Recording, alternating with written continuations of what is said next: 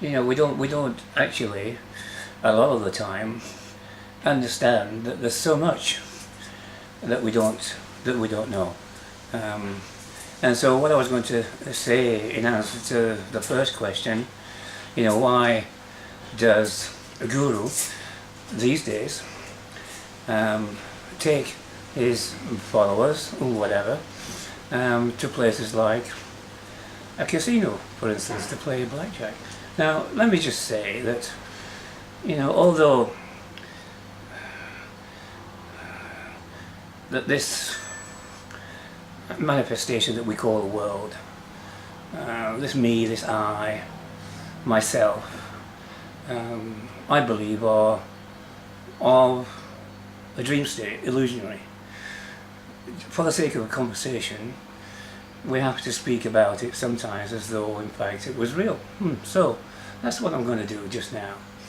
And so I want to say that first of all, although no person has ever actually attained enlightenment, ever, including Buddha, there's never been the traditional way of becoming enlightened. And so the point I'm making is that as this world moves on and it becomes more modernized with more technology, then spiritual teachers, guides, whatever you want to call them, are obviously going to use the means that we have.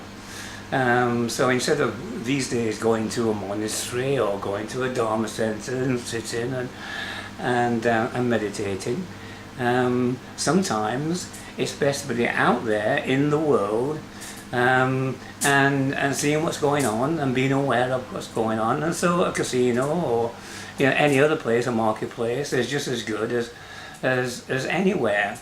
Now, to me, the whole point is that the harder that you try to get any of these things, the more impossible and the further out of reach they are going to be.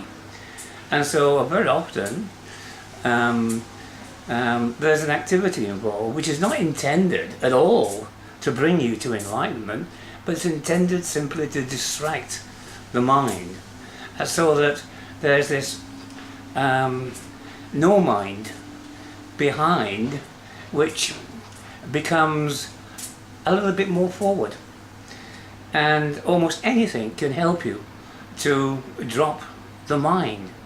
I remember a book, I think, written by a woman when a mouse ran over her foot, and it so distracted her, so I hear, that she became enlightened.